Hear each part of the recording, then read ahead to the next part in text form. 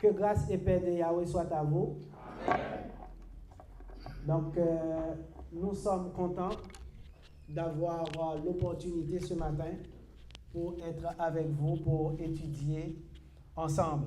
Il ne nous reste pas beaucoup de temps, mais nous allons quand même mettre à profit les quelques minutes qui nous restent pour parler de la parole et poursuivre sur la même lancée que la dernière fois. Aujourd'hui, nous abordons, nous poursuivons avec l'analyse que nous avions la dernière fois, qui consistait à démontrer que la parole de Dieu est la science la plus excellente qui existe. Souvent, on exploite le côté miraculeux, le côté pouvoir, autorité de Dieu, capacité à pouvoir tout faire, à pouvoir produire, faire des miracles pour aider des gens. C'est toujours ce côté qui attire le plus grand nombre de personnes.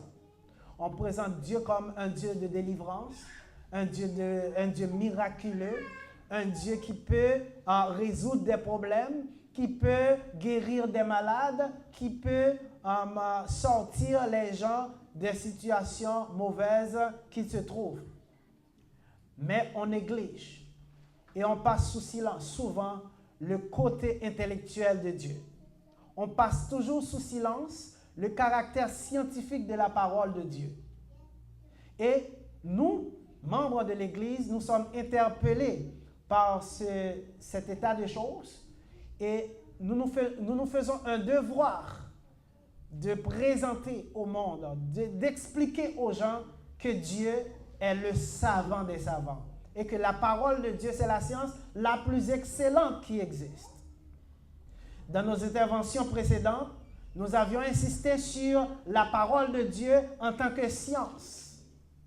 En effet, dans nos analyses présentées d'abord en 2 Corinthiens 2, paragraphe 14 et Romains 11, 33, le Saint-Esprit, par le biais de l'apôtre des païens, a confirmé que la parole de Dieu, l'Évangile, est la science par excellence, la science la plus importante qui existe. Dans la première référence, savoir 2 Corinthiens 2, paragraphe 14, il a dit que Dieu a répandu par le biais de sa personne l'odeur de la connaissance en tout lieu. Donc partout où passait Paul, il laissait des traces de sa prédication, de la bonne odeur de l'Évangile. Nous avions expliqué que la parole de Dieu a une bonne odeur qui est perceptible uniquement par l'ouïe, par les oreilles, et non par l'odorat, parce que c'est le message qui a une bonne odeur. Donc, le texte est au sens figuratif. Chers amis, dans la seconde référence, à savoir Romains 11, 33, le même apôtre a souligné une admiration ineffable qu'il éprouve devant la science infinie de Dieu.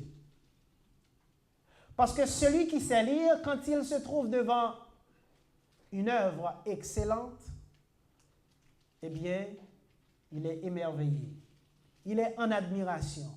C'est pourquoi nous avions parlé la dernière fois d'une interjection que l'apôtre a utilisée. Ô profondeur inépuisable de la sagesse, de la science de Dieu. Donc la richesse, de la sagesse et de la science de Dieu. Donc Paul était émerveillé devant la richesse infinie de la parole de Dieu. Donc la richesse de cette science se rapporte à l'imagination intarissable de la pensée divine. Quand on explore la parole de Dieu, on est dans l'admiration, on est émerveillé devant l'immensité de cette science. Cette science qui est propagée par le truchement de la sagesse. Et la sagesse qui, pour sa part, favorise ce qu'on appelle le discernement, la prise de décision éclairée. Et on avait mentionné la fois dernière dans le livre que la sagesse se présente comme la première créature de Dieu. Et elle se présente comme quelque chose qui habite le discernement. J'ai pour demeure le discernement.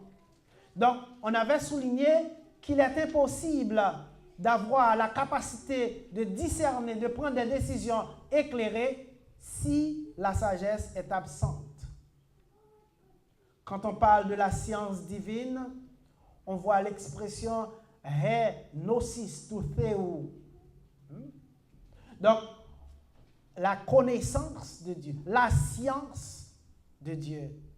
Le vocable gnosis dénote ici un ensemble de connaissances qui se rapportent à Dieu. Il ne s'agit pas ici d'une science exacte qui proviendrait de techné à science, mais ici d'une science qui se rapporte au langage, aux connaissances. Parce que les sciences exactes, telles que les mathématiques, la physique ou d'autres sciences qui procèdent par des formules exactes permettant de faire des démonstrations, la Bible, la parole de Dieu, n'est pas une science de cette nature-là, puisqu'on ne peut pas démontrer Dieu. Dieu est infini. Dieu, c'est le commencement et la fin, l'alpha et l'oméga. Et il détient toutes les connaissances. Il est la source des connaissances, parce que c'est lui, le Dieu, qui a créé l'humanité, qui a créé l'homme et qui a donné à l'homme cette parcelle de connaissances qu'il possède. Peu importe ce que l'homme peut avoir comme connaissance, ça se trouve en dessous de la capacité intellectuelle de Dieu, puisque Dieu, c'est lui qui donne aux hommes la connaissance. La science divine, chers amis, en contexte, n'est autre que la science du langage, qui peut s'apprécier par le biais de la linguistique. Donc, quand on parle de linguistique, on voit plusieurs domaines d'application. Par exemple, on peut citer la dialectologie. La dialectologie est une science qui s'intéresse au dialecte. C'est pourquoi dans l'Église du Seigneur, lorsque nous intervenons, nous nous intéressons à la langue originale, au grec, pour pouvoir déceler, pour pouvoir comprendre le message que le Seigneur avait donné. La linguistique aussi s'apprécie par le biais de la sémantique. Ici, on voit la syntaxe, les relations qui existent entre les différents vocables mis ensemble pour former une œuvre littéraire. Nous voyons aussi la lexicologie, donc qui s'intéresse aux composantes lexicales, les relations étymologiques qui existent entre les mots. Donc on va à la racine des mots pour pouvoir comprendre ce qui est dit. Parce que souvent les mots utilisés sont polysémiques. Et si on ne comprend pas le contexte dans lequel ils sont employés, eh bien, on va être à côté du message que le maître voulait faire passer à ses enfants, à ses croyants. Et tout cela, la linguistique doit être appuyée, chers amis, par des recherches approfondies. Mais oui, pour parler de Dieu, pour expliquer sa parole, il faut faire des recherches approfondies à partir des origines. Les textes bibliques, chers amis, appuient cette assertion en de nombreux passages. Nous sommes conscients aujourd'hui que beaucoup de gens vont ne pas comprendre parce que cet aspect, ce côté de la parole de Dieu n'est pas valorisé.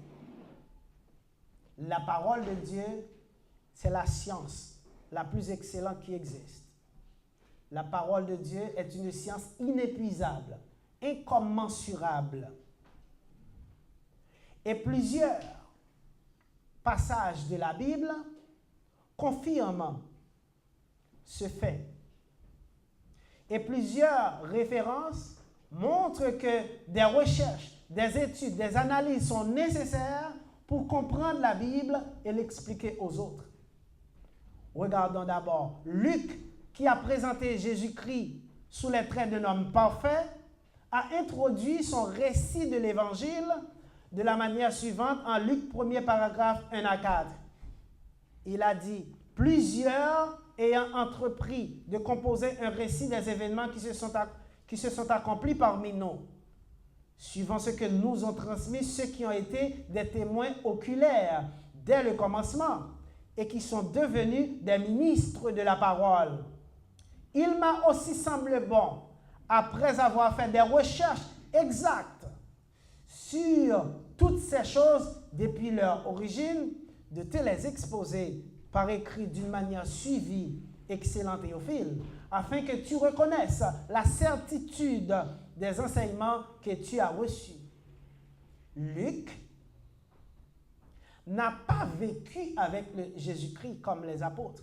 Luc n'était pas un apôtre. Luc était un médecin qui avait été choisi par le Saint-Esprit. Il avait accepté l'Évangile.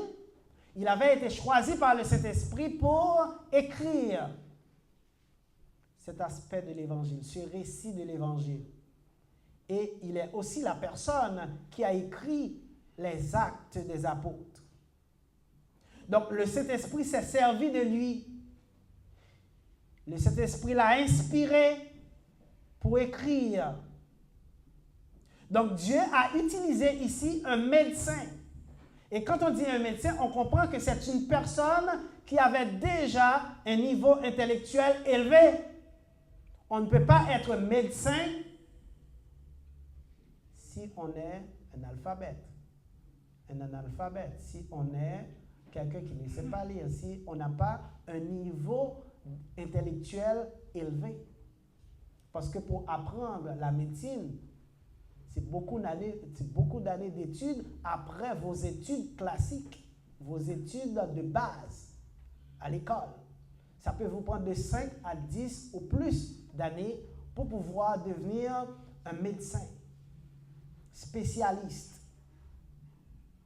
Donc, on comprend ici que Luc n'était pas n'importe qui. C'était un fin intellectuel, quelqu'un qui savait lire, qui avait un niveau intellectuel appréciable, qui connaissait les règles d'une recherche scientifique. Parce que quand vous étudiez pour être médecin, vous entreprendrez des travaux de recherche. Vous faites des travaux de recherche. Vous devez aller effectuer des recherches, écrire des textes, présenter des thèses, etc., pour avoir votre diplôme. Donc, vous connaissez les règles d'une recherche scientifique. Ce n'est pas simplement lire un livre. Cette démarche est scientifique et est soumise à des règles bien précises. Et, chers amis, que dire de l'apôtre des païens, docteur de la loi, homme de lettres, reconnu par tous les savants de son temps? Son grand savoir faisait pâlir beaucoup de gens. Et son savoir faisait écho en dehors du cercle religieux. Il était reconnu comme intellectuel en dehors de l'Église du Seigneur. En témoignent les propos de Porcius Festus, procurateur de Judée, en acte 26, paragraphe 24. Lorsque Paul devait se défendre devant Agrippa, et Porcius Festus était présent. Et Paul parlait de l'Évangile, il parlait de la résurrection des morts, il parlait d'un paquet de choses que ces gens-là n'acceptent pas. Et on pensait que Paul était fou. Et Porcius Festus, qui reconnaissait Paul, qui reconnaissait son grand savoir, eh bien, il a pris la parole en acte 26, paragraphe 24, rapporté par Luc, dit, comme Paul parlait ainsi pour sa justification, Festus dit à haute voix, « Tu es fou, Paul. Ton grand savoir te fait déraisonner. » Ça, c'est la traduction. Mais moi, personnellement, j'apprécie énormément l'expression grecque de cette parole. « Maïne, poleta, pola, se grammata, et ismanian, peritrepei. » Il a dit, tu es hors de sens, Paul. C'est-à-dire, ta tête elle n'est pas tout à fait correcte. Il paraît que toute la somme de connaissances que vous avez a fini par vous rendre fou. Donc il a dit, tu es hors de sens, Paul. Tes multiples lettres, tapola, c'est grammata, tes multiples lettres te tournent à la folie. Tes multiples lettres te tournent à la folie. C'est-à-dire, cette expression montre l'immensité de connaissances que possédait l'apôtre des païens. Tes multiples lettres. Tapola, c'est grammata. Qu'on traduit par ton grand savoir. Donc, quand on dit un grand savoir, bien, c'est moins percutant que tes multiples lettres. Donc, c'est cet homme de lettres, c'est fin intellectuel, que le Seigneur a choisi sur la route de Damas, en acte 9, pour porter son nom devant les grands intellectuels du monde d'alors, pour parler de Dieu, pour parler de l'Évangile devant les rois, devant les chefs, devant les grands de ce monde, devant les gens riches qui possédaient beaucoup de connaissances. Parce que vous savez, lisez Acte 9, paragraphe 15, vous allez voir, Dieu, le Seigneur, voulait avoir un outil que le monde intellectuel respecte, que le monde intellectuel agrée, pour porter son nom devant ces gens-là, afin qu'ils puissent avoir la possibilité d'accepter de l'écouter. Si vous n'avez pas de connaissances, vous allez vous présenter à quelqu'un qui a beaucoup de connaissances. Vous allez être intimidé. Et la personne ne va pas vous recevoir, ne va pas prendre le temps de vous écouter parce que déjà, elle estime que vous êtes à un niveau inférieur par rapport à elle et vous ne pouvez pas lui apprendre quelque chose. Souvent, les gens qui sont formés sont aussi un petit peu à un très grand ego. Ils manquent, ces gens-là, le plus souvent, ils manquent d'humilité et ils pensent tout savoir. Pourtant, le vrai intellectuel, le vrai philosophe, celui qui a beaucoup de connaissances, c'est celui qui sait qu'il peut toujours apprendre de quelqu'un d'autre. Parce qu'on a toujours besoin d'un plus petit que soi. On ne peut pas être le summum de la connaissance. On a toujours besoin des autres. On peut toujours apprendre de tout le monde. Donc, il faut avoir l'humilité nécessaire pour écouter. Et, chers amis, le Seigneur a choisi Paul parce qu'il voulait quelqu'un pour se présenter devant les rois, devant les grands. Et Paul était déjà reconnu par le monde intellectuel comme un docteur de la loi, comme un fin intellectuel, comme un homme qui possède des multiples lettres. C'est cet apôtre qui va encourager Timothée, son enfant dans la foi, à augmenter ses connaissances par la lecture. En 1 Timothée 4, paragraphe 13.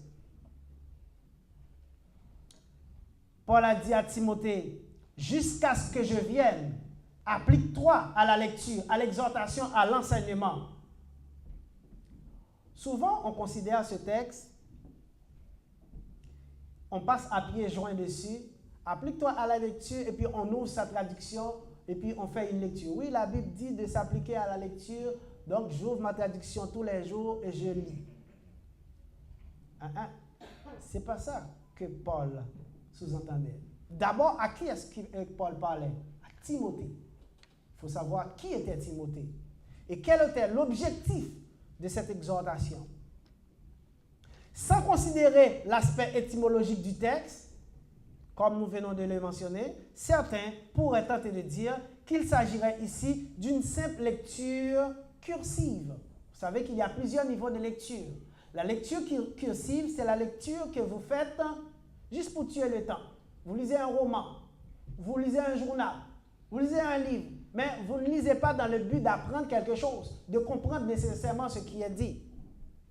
Vous ne faites pas d'analyse syntaxique, étymologique. La linguistique ne vous intéresse pas quand vous lisez. Vous faites rien que lire parce que vous êtes assis dans le cabinet du médecin, de l'avocat, pour faire passer le temps d'attente, vous lisez. Ça, c'est la lecture cursive que tout le monde fait. Il y a un autre niveau de lecture qu'on appelle la lecture analytique. On a aussi la lecture en réseau et on peut avoir aussi la lecture à partir d'images. Parce que chaque texte est conçu d'une manière différente. Il faut tenir compte du contexte. C'est pourquoi nous vous disons la parole de Dieu, c'est une science. Donc, ce n'est pas n'importe qui peut comprendre ce qui est écrit. C'est pourquoi beaucoup de gens vont vous dire que la Bible est contradictoire. Je vois un verset qui dit quelque chose, je vois un autre verset qui dit quelque chose d'autre. Mais pour nous, il n'y a pas de contradiction dans la Bible. Il n'y a juste que des gens qui ne comprennent rien de ce qu'ils lisent. Parce que la Bible est le livre le plus philosophique qui soit. C'est la parole de Dieu, c'est la parole du savant des savants, du professeur par excellence. Chers amis, lorsqu'on considère le texte de préférence sous la base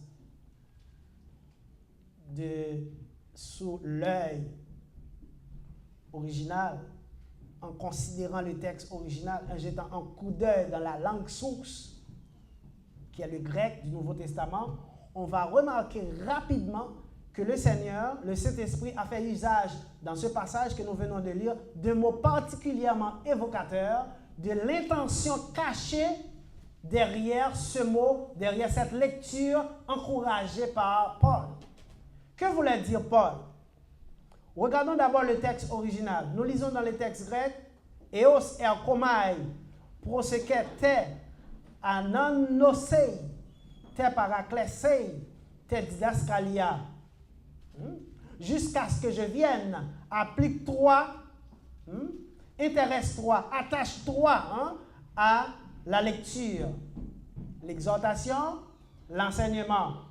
Donc, on a le mot te ananosei. Ici, c'est le datif singulier, la forme féminine de he ananosis. Donc, ce mot, he ananosis, est dérivé du verbe anaginosko. Et le verbe anaginosko, qui signifie ici connaître, savoir, peut être décomposé. On a ana, c'est un préfixe qui amène ici un sens qui surpasse le sens ordinaire du terme en question. Donc, savoir, ginosko, savoir, eh bien, lorsqu'on met ana comme préfixe, ça vient élever d'un cran à un niveau supérieur le savoir dont on parle, le savoir ordinaire. C'est comme on peut dire, c'est le savoir savant. Ça est à un niveau supérieur. Donc, lorsqu'on dit anaginosko, c'est un savoir qui dépasse le simple savoir ordinaire qu'on peut avoir. Donc ici, la connaissance dont on parle, à laquelle fait référence l'apôtre dans sa lecture, c'est une connaissance de niveau supérieur. Donc il s'agit ici non d'une lecture cursive, mais d'une lecture analytique. Pourquoi? C'est simple, parce que Paul demandait à Timothée de s'attacher à la lecture, c'est-à-dire, il disait à Timothée d'étudier la parole en procédant à l'analyse des textes bibliques. Pourquoi? Parce que c'est par le biais d'analyse qu'on arrive à décortiquer le texte pour trouver le message. Parce que Timothée, prédicateur de l'église d'Éphèse, avait la responsabilité de prêcher l'évangile, d'enseigner. Donc celui qui enseigne doit avoir la capacité d'analyser, de comprendre et de partager le message. Ce n'est pas la responsabilité de l'Église. Paul s'adressait à Timothée. Donc la lecture qui est ici, c'est une lecture analytique. Vous allez analyser la langue. Vous allez faire une lecture analytique et une lecture parallèle où vous allez trouver d'autres références qui corroborent la référence principale. Donc Timothée avait la capacité de le faire parce que Timothée était illuminé par le Saint-Esprit. Même si on est intellectuel, on a beaucoup de diplômes universitaires, on ne peut pas comprendre la doctrine du Seigneur si toutefois on n'a pas reçu l'illumination du Saint-Esprit. Il y a plusieurs compétences à avoir pour prêcher l'Évangile. Je sais que beaucoup de gens vont être en désaccord. On n'a pas besoin parce que dès que le Saint-Esprit est sur toi, tu peux parler. Quel Saint-Esprit? Dieu utilisait le Saint-Esprit pour insuffler la parole aux hommes lorsque la Bible n'était pas écrite. Mais maintenant, dans ces derniers temps, Dieu parle par le Fils. Et Luc nous fait comprendre, dans le dernier paragraphe de son texte, de son livre, il nous a dit que Jésus-Christ a fait beaucoup de miracles qui ne sont pas écrits dans le livre, dans la Bible. Mais ces choses ont été écrites pour nous porter à croire. Donc tout ce qui est nécessaire pour croire maintenant sont écrits dans la Bible. Mais comment on va les comprendre? Il faut quelqu'un pour vous l'expliquer. Vous ne pouvez pas comprendre la Bible de par vous-même. Vous vous rappelez, l'eunuque qui lisait, c'était un fin intellectuel, ministre des Finances. Il possédait une connaissance appréciable. Mais pourtant, il ne pouvait pas comprendre ce qu'il lisait parce qu'il n'était pas illuminé. Lorsque Philippe lui a demandé « Comprends-tu ce que tu lis ?» Il a dit « Comment le pourrais-je si personne ne me l'explique ?» Et c'est pourquoi le Seigneur avait envoyé Philippe pour lui expliquer le passage qu'il lisait. Pour comprendre la Bible, il vous faut quelqu'un pour vous expliquer. Vous ne pouvez pas comprendre de par vous-même. C'est pourquoi souvent vous ouvrez votre traduction, vous lisez, vous dites « Mais je ne comprends ni queue ni tête. » À un endroit, il a dit tout homme doit mourir, celui qui pêche doit mourir. Le salaire du péché, c'est la mort. À un autre endroit, il dit celui qui croit en moi ne mourra jamais. Comment comprendre ces deux textes? Si vous n'êtes pas illuminé du Saint-Esprit, par le Saint-Esprit, vous ne pouvez pas comprendre. Parce que ce n'est pas un roman. La Bible n'est pas un roman. Chers amis, la parole de Dieu, c'est une science, c'est la science divine. La prédication de l'Évangile est une question de lecture analytique et non de révélation. Certaines personnes vous disent que je n'ai pas besoin de connaître la parole.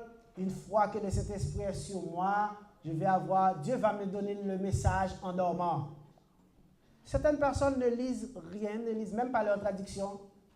Ils dorment et ils attendent à ce que l'Esprit vienne leur donner un message en dormant. Il n'y a aucun message original qui va être donné à qui que ce soit. Parce que tout ce qui est nécessaire à la vie est écrit dans la Bible. Et vous devez écouter la prédication de l'Évangile par un prédicateur capable de déchiffrer la parole pour vous aider à comprendre et sauver votre âme. Il n'y a pas de message original. Dieu ne parle plus aux hommes. Oh oui, je sais qu'il y a des gens qui vont sursauter. Dieu ne parle plus aux hommes. Oui, mais Dieu me parle souvent, je fais des rêves. Oui, vous faites des rêves. Vous rêvez, tout le monde rêve. Moi, je rêve tous les soirs. Mais ce n'est pas Dieu qui me parle. Le rêve, c'est la réalisation imaginaire de désir. Si vous désirez quelque chose dans la vraie vie, vous ne pouvez pas l'avoir encore. Eh bien, en dormant, vous voyez que votre désir se réalise.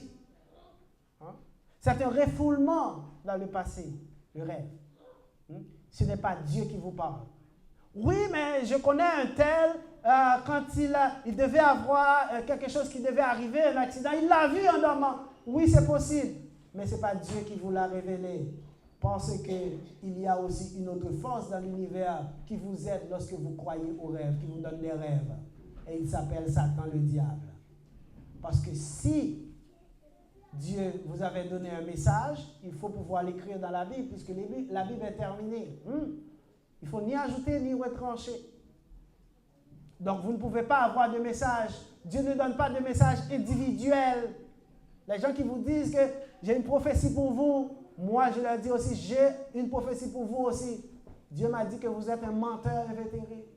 Vous mentez en son nom. C'est ma prophétie parce que Dieu m'a parlé. Oui, Dieu a parlé. Il m'a parlé par la Bible. Il me dit que vous êtes un menteur. Vous êtes faux.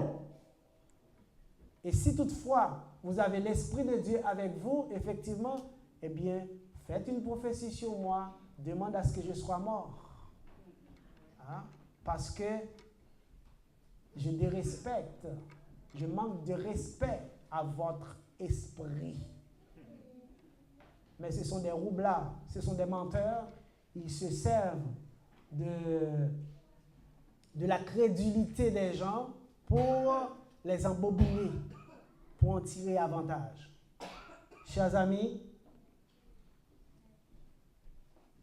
comme l'heure est extrêmement avancée, nous allons nous arrêter ici aujourd'hui.